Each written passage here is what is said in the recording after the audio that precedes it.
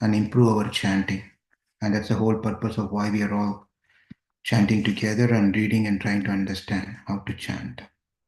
So we are on the 13th chapter in this particular book. And the eighth key is Namashraya. Ashraya means shelter, taking shelter at the lotus feet of Nama Prabhu. So that's a key, eighth key.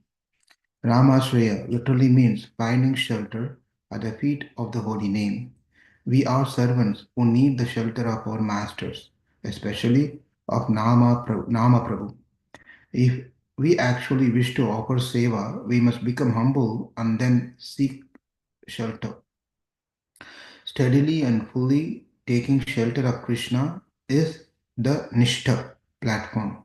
There is no way to circumvent it if we wish to reach the higher stages of bhakti. Fortunately, the universe cooperates with the endeavor to become humble and seek shelter.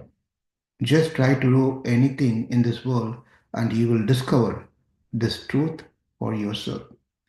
This two line is either we voluntarily become humble and take shelter of the holy name, or we'll be forced to become humble and take shelter of the holy name. It's our choice. Either way, that's the only two options left. So I'll read this again, the last couple of sentences. Fortunately, the point here is we have to become humble and seek shelter at the holy name. Now, how do we do that? Two ways: by hearing and realizing that yes, it's important, I become humble and then take shelter. Otherwise, what happens is this one. Fortunately, the universe cooperates with the endeavor to become humble and seek shelter. We learn that in the world. The world, there are so many opportunity. It will make us become humble if we don't want to become humble. Just try to do anything in this world, you will discover this truth for yourself. But few of us willingly choose humility, which is so bitter to the false ego. Still, humility is a reflection of the true self. We are not only servants of insignificant servants eternally. Eternally, we are servants. That's our original position. There's no other position but that's permanent for us in this world. If we accept the truth that this is all we can ever be and then take shelter of Krishna, regardless of how dirty our consciousness is, we can consider ourselves on the path, devotional path. A devotee who has attained niṣṭhā is worthy of all respect. The steadiness. Niṣṭhā means steadiness in this thing. In Harinama Chintamani, Srila Bhaktivinoda Thakur described the the one devotion quality that supersedes the other 25. So there are 26 qualities of devotees. Of all the 26 qualities of the devotees, this one quality which is called Krishnaika Sharana. Eka means one. Krishna is only Krishna is my shelter. Only Krishna is my shelter. No one else. The quality of having taken shelter of Krishna, those who see Krishna as their own only refuge, even even if they possess none of the other devotional qualities, are Vaishnavas. We should be careful not to offend such person. So the point here is there are 26 qualities of Vaishnava, 26 qualities of a devotee, and then when a person has this one quality called Krishnaika Sharana, and he doesn't have any of the other quality, still that person is considered to be greater, a Vaishnava. And we should be careful not to offend that devotee. So just to see what are those 26 qualities quickly. Number one, he is very kind to everyone. He means a devotee. Okay. Number two, he does not make anyone his enemy. Number three, he is truthful. Number four, he is equal to everyone. Five, no one can find any fault in him. Six, is magnanimous. Seven, is mild. Eight, is always clean. 9 is without possessions. 10 he works for everyone's benefit. 11 is very peaceful. 12 is always surrendered to Krishna. Krishnaika Sharana. 13 he has no material desires. 14 he is very meek. 15 he is steady niṣṭhā. 16 he controls his senses. 17 he does not eat more than required. 18 he is not influenced by the Lord's illusory energy. 19 he offers respect to everyone. 20 he does not desire any respect from him for himself. 21 is very grave. 22 is very merciful. 23 is friendly. 24 is poetic. 25 is expert. And 26 is silent. So those are the 26 qualities of a devotee.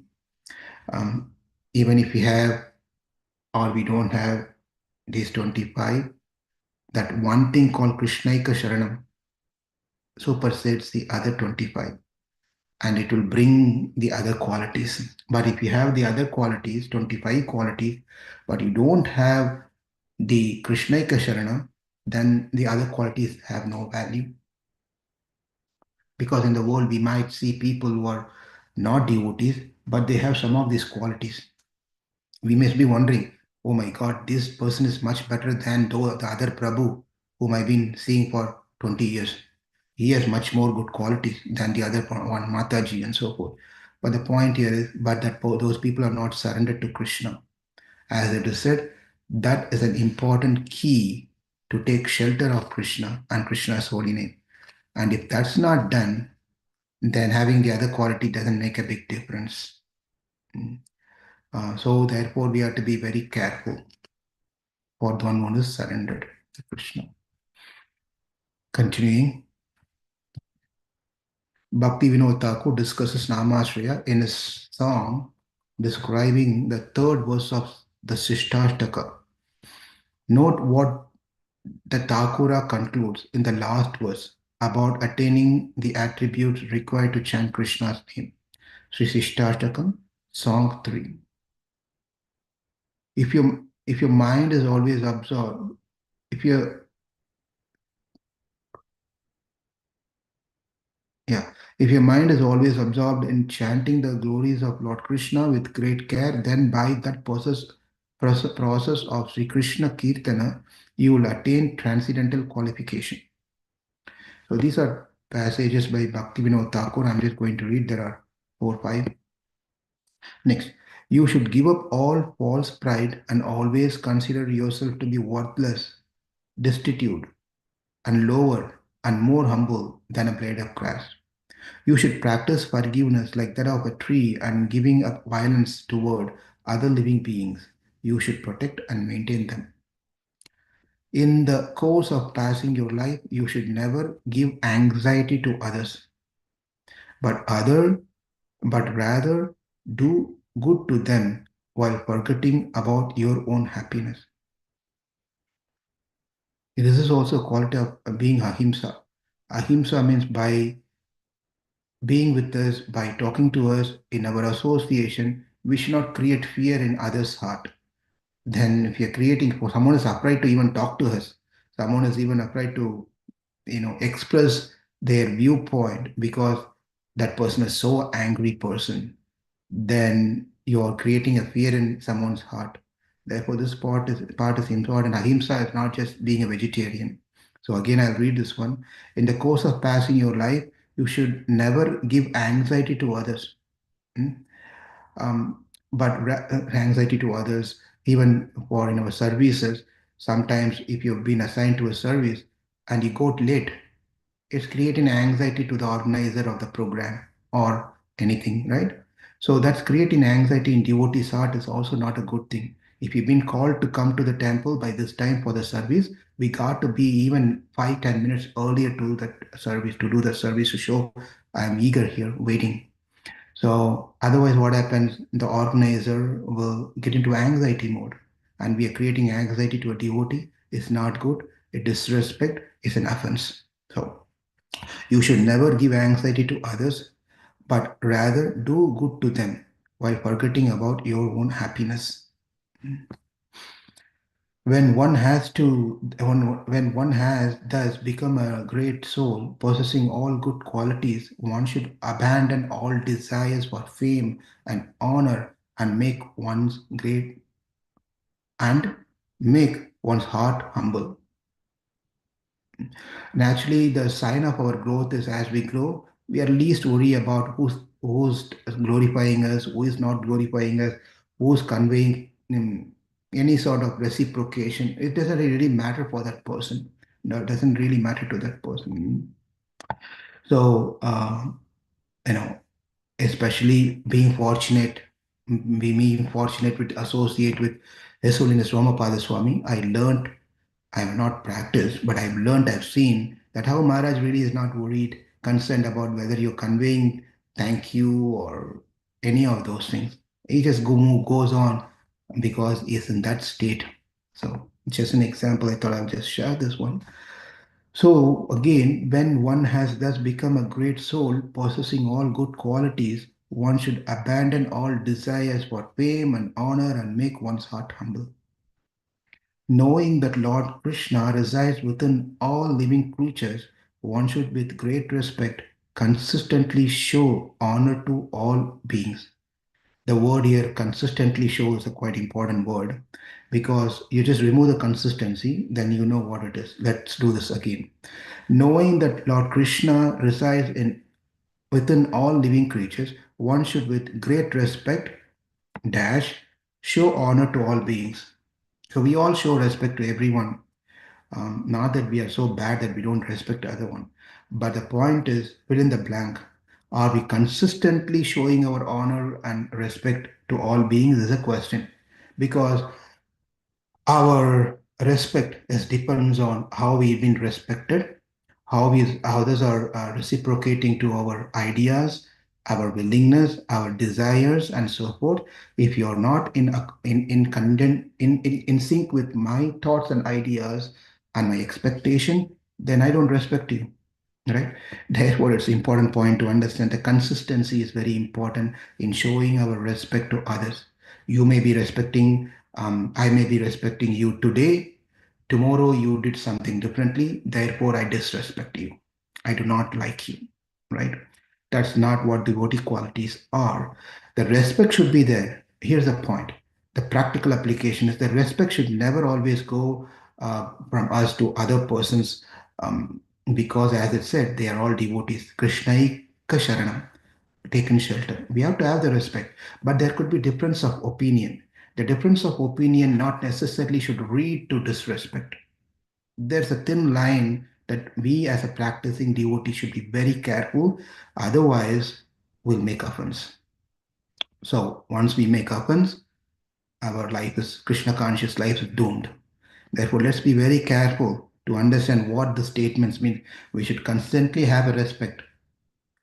And practically applying this one, the respect should never go away, even if there is a difference of opinion. That's the point. And that requires a maturity up to apply and guidance needed.